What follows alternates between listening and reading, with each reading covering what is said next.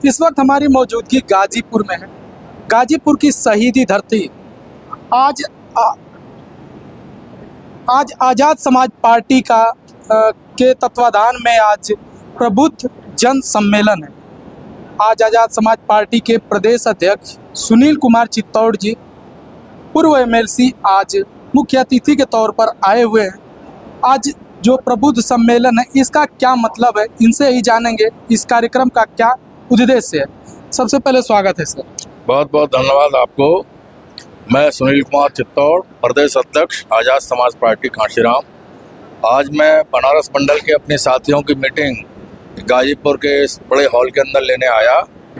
हमारा ये उद्देश्य है कि आने वाली 18 मई को हमारे राष्ट्रीय अध्यक्ष आदरणीय भाई एडवोकेट चंद्रशेखर आज़ाद जी एक बड़ा प्रबुद्ध जन सम्मेलन करने आ रहे हैं, क्योंकि वर्तमान जो राजनीतिक हालात हैं उसमें जो बहुजन समाज की कमज़ोर जातियां हैं उन पर आए दिन बड़ी बड़ी घटनाएं हो रही हैं। बहन बेटियों की इज्जत लुट रही है, युवाओं की हत्या हो रही है, बारातें रोकी जा रही हैं और हमारे लोगों के साथ बड़े पैमाने पर अन्याय अत्याचार बढ़ रहा है। तो ऐसी स्थिति में हमारे लोगों को अपना अस्तित्व बचाना मुश्किल हो गया है। तो हम अपने अस्तित्व को बचाने के लिए और बहुजन समाज में 6743 जातियों में भाईचारा बनाने के लिए आने वाले समय में अपने बहुजन समाज की लोगों को आज़ाद समाज पार्टी जोड़कर आज़ाद समाज पार्टी के माध्यम से हम लोग 2027 के चुनाव की तैयारी कर रहे हैं, जिससे हम जो सरकार बने उस सरकार में हम हिस्सेदार बने, जिससे हमारे बहुजन समाज के लोगों की सुरक्षा हो, हमें किसी के ऊपर निर्भर ना रहना पड़े। वर्तमान सरकार में थानों से लेकर तहसील तक कहीं भी किसी दफ्तर में बहुजन समाज के लोगों को न्याय नहीं मिल रहा है। इसलिए हम अपने राष्ट्रीय अध्यक्ष आदरणीय भाई एडवोकेट चंद्रशेखर जी के कार्यक्रम को लगाकर उत्तर प्रदेश के 18 मंडलों में 18 कार्यक्रम हम लोगों ने सेट किए हैं।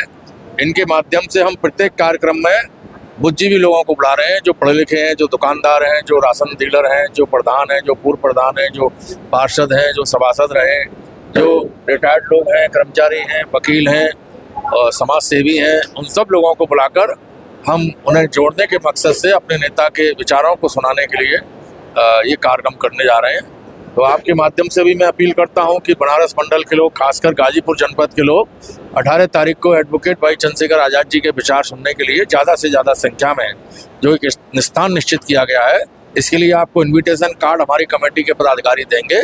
इस कार्ड को लेकर आप लोग अवश्य आएँ। सर, देखा जाए तो तमाम ऐसी फिल्में बनी हैं जिस पर टैक्स फ्री लगा हुआ, और अभी हाल ही में जो मूवी आई है फूले मूवी, उसका बहुत पुरजोर विरोध भी हो रहा है और ना तो इस पर टैक्स फ्री है। तो इस पर आपकी क्या राय है? देखो, जो मूवी फूले आई है उसका कोई विरोध नहीं हो रहा है, आम पब्लिक में कोई विरोध नहीं कर रहा है। केवल कुछ लोग जो मीडिया है, सोशल मीडिया, इस पर विरोध कर रहे हैं, क्योंकि वो एक सामाजिक कहानी है। उस पर एक सामाजिक महात्मा ज्योतिबा फूले का जीवन संघर्ष है, माता सावित्री फूले का जीवन संघर्ष है, जिस संघर्ष से हमारे देश की महिलाओं को पढ़ने लिखने का अवसर मिला, जिस संघर्ष से हमारे देश में जो बहुजन समाज के लगभग 90% लोग हैं उनको पढ़ने लिखने की जागृति मिली। तो ऐसी फिल्म को तो पहले दिन से ही पूरे देश के अंदर टैक्स फ्री करना चाहिए था। ये सरकारों की जिम्मेदारी है, लेकिन वो टैक्स फ्री इसलिए नहीं कर रहे हैं कि हमारे देश में ये विचारधारा जो मनुवादी और अम्बेडकरवादी है, ये बड़े पैमाने पर फैली हुई है। मनुवादी लोग नहीं चाहते हैं कि अम्बेडकरवादी विचारधारा का प्रचार प्रसार हो, और जो बहुजन समाज के लिए जिन महापुरुषों ने संघर्ष किया है, त्याग किया है, उनकी फिल्में आम जनता देखे, वो नहीं चाहते हैं। इसीलिए उन्होंने इस फिल्म को टैक्स फ्री नहीं किया है। मैं आपके माध्यम से सरकार से चाहता हूं कि सरकार मानवीय दृष्टिकोण रखे, मानवता का भाव रखे, कल्याणकारी मानसिकता बनाए और जनता को ऐसी फिल्में दिखाने के लिए टैक्स फ्री जल्दी से जल्दी करे। सर, लास्ट सवाल करेंगे। जिस तरह से देखा जाए कि पहलगाम में हमला हुआ, उस पर चंद्रशेखर आज़ाद जी का बयान आया कि यहाँ हिंदुओं को देखकर टारगेट मारा गया है और भारत में तो जाति धर्म देखकर मारा जा रहा है। दलितों को कहीं ना कहीं घोड़ी से उतारा जा रहा है, कहीं मूछें रखने पर मारा जा रहा है। तो क्या कहेंगे? देखिए, इस देश के अंदर हजारों साल से जो गैर बराबरी की सामाजिक व्यवस्था है, जिसमें लगभग 90% लोगों को शूद्र कहा गया, और शूद्र कह के उनके लिए ये लिखा गया कि शूद्र ढोल गमार, शूद्र पशु नारी, सकल ताड़न के अधिकारी, उनको जानवर के समान माना गया। तो जो संकुचित मानसिकता के लोग हैं, जो ऐसी विचारधारा को मानते हैं, उनको ये सब चीज़ें छोड़ देनी चाहिए। अब ये साइंस का समय है, मानवता का समय है, भारत का संविधान सबको बराबरी का अधिकार देता है, तो बराबरी के भाव से, बराबरी की मानसिकता से लोगों को रहना चाहिए। जाति और धर्म के आधार पर किसी के साथ अच्छा और बुरा नहीं सोचना चाहिए। जाति और धर्म तो एक जन्म के ऊपर है। जिस परिवार में बच्चा पैदा हो गया, उसके माँ बाप की जो जाति है उस बच्चे की हो गई, उसके माँ बाप का जो धर्म है वो उसका हो गया। लेकिन सरकारों की जिम्मेदारी है कि सरकार भारत के नागरिकों को प्रत्येक क्षेत्र में बराबरी का अधिकार दे। सबको शिक्षा, सबको सुरक्षा, सबको न्याय, सबको सम्मान, ये सब सरकार को देने की जरूरत है। सरकार किसी को भी जाति और धर्म के आधार पर ना आके, सरकार केवल मानवता के आधार पर आके और ये सोचे कि ये मेरे भारत का नागरिक है और मेरी जिम्मेदारी है कि मैं अपने भारत के नागरिक की सुरक्षा करूं। सर एक और सवाल करेंगे।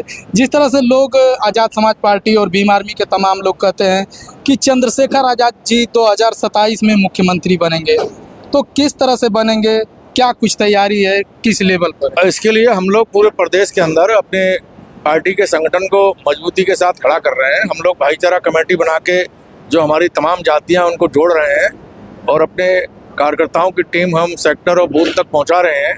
हमारा ये टारगेट है 3-4 महीने के अंदर हम उत्तर प्रदेश की सभी बूथों को तैयार कर लेंगे, भाईचारा कमेटी तैयार कर लेंगे और आने वाले समय के लिए हम लोग 2027 के लिए ये कोशिश करेंगे कि हमारा उत्तर प्रदेश में इतना मजबूत बने, इतने विधायक जीतें कि जो सरकार विपक्ष की बने वो बिना हमारे नहीं बने। ये हमारा संकल्प है और हम हर हालत में वर्तमान जो सरकार है इस सरकार को 2027 में वापस नहीं आने देंगे। ये हमारा संकल्प भी है। चलिए, बहुत बहुत धन्यवाद। धन्यवाद। तो देख सकते हैं आज़ाद समाज पार्टी के उत्तर प्रदेश के प्रदेश अध्यक्ष आप सुनील चित्तौड़ जी हैं, जो पूर्व MLC रहे हैं, और तमाम जो पदाधिकारी जो गाजीपुर बनारस मंडल के तमाम पदाधिकारी जैसे विनय सागर जी, आजमगढ़ के भी तमाम पदाधिकारी, मऊ, गाजीपुर, बलिया, तमाम लोग यहाँ पर आए हुए हैं। बाकी आप इनकी बातों से कितना सहमत है कमेंट बॉक्स में बताइए और मिलते हैं नेक्स्ट वीडियो में। जय हिंद, जय भारत।